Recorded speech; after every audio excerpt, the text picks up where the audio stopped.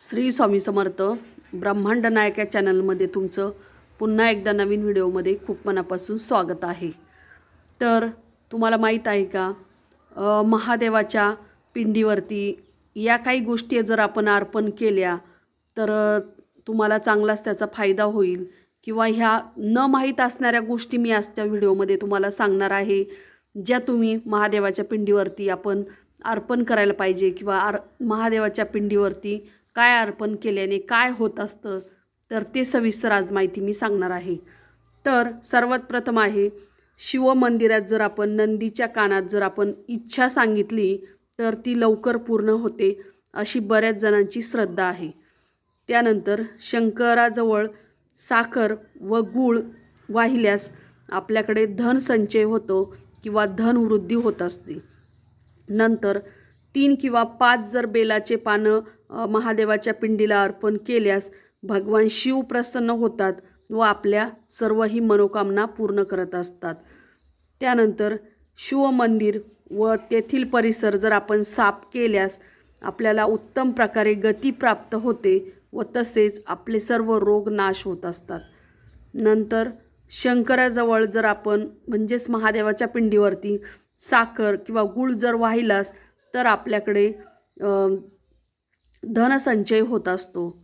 त्यानंतर दर सोमवारी मुठभर तांदूळ शिवपिंडीवरती वाहिल्यास आपली इच्छा लवकर पूर्ण होत असते। त्यानंतर शिवसहस्रनामासह नाम जर आपण तुपाचा अभिषेक केल्यास म्हटलं तर आपल्याला तुमचा जो वंश विस्तार आहे तर तो होत असतो, तसेच संतान प्राप्ती होत असते। त्यानंतर ऊसाच्या रसाचा जर अभिषेक केलास महादेवाच्या पिंडीला तर तुम्हाला अनेक प्रकारचे आनंद प्राप्त होत असतो, अनेक प्रकारचे सर्व प्रकारचे तुम्हाला आनंद उपभोगायला भेटत असतो।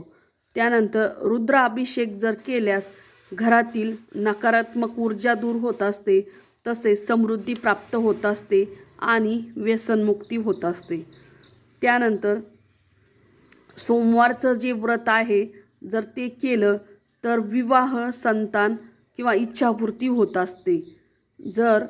त्यानंतर कपाळावर जर तुम्ही त्यांचं भस्म लावलं तर मन शुद्ध राहते व तुमचा अहंकार कमी होत असतो। नंतर दुधात साखर घालून जर महादेवाला अभिषेक केला तर घरातील कलह दूर होत असतात।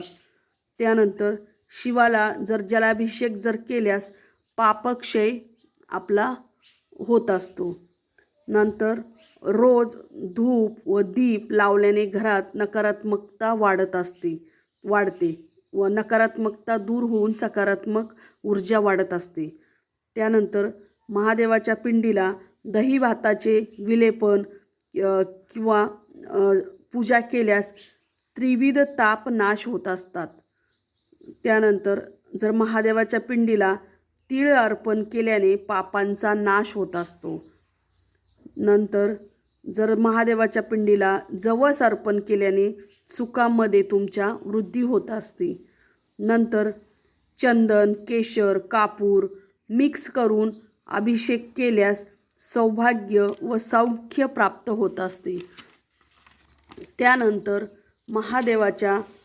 महादेवाला गंगेचं पाणी जर अर्पण केल्यास तुम्हाला मोक्ष प्राप्ती होत असते। नंतर दुपारी शिवदर्शन जर केलं तुम्ही तर 7 जन्मींचे पाप दूर होत असतात। त्यानंतर रात्री जर शिवदर्शन केलं तर तुम्हाला अगणित प्रकारचे पुण्य प्राप्त होत असते। त्यानंतर शिवाला जर 20 कमळे जर तुम्ही वाहिलंस तर 1000 बेलपत्र वाहिल्याचे पुण्य तुम्हाला प्राप्त होत असतात। नंतर दिवसातून 3 वेळा जर शिवदर्शन तुम्ही केलं तर सर्व दुःखातून तुमची मुक्तता होत असते। त्यानंतर सकाळी शिवदर्शनाने पापक्षालन होत असते। रोज शिवस्तुती केल्यास किंवा वाचल्यास मनाचा मोह जो आहे तो दूर होत असतो। त्यानंतर सत्य, संयम आणि दयाळूपणा पाळल्याने भगवान शिवांची कृपा लाभत असते। नंतर रुद्राक्ष जर तुम्ही धारण केलं आणि शिवनामाचं स्मरण जर केलं तर तुमचे मन शुद्ध होते आणि शांत होत असते। त्यानंतर शिवमंदिरामध्ये जर तुम्ही षोडशोपचारे पूजन जर केलंस तर तुमचे 100 अपराध माफ केल्याचे पुण्य तुम्हाला भेटत असतात. त्यानंतर दही, दूध, तूप, मध, गोमूत्राने जर अभिषेक केल्यास तुम्हाला आरोग्य प्राप्त होत असतं आणि तसेच तुमचा वेगाने रोग जो आहे तर तो नाश होत असतो, आजारपण दूर होत असतं.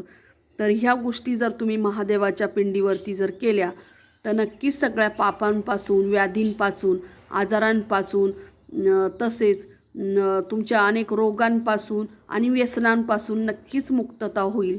श्री स्वामी समर्थ.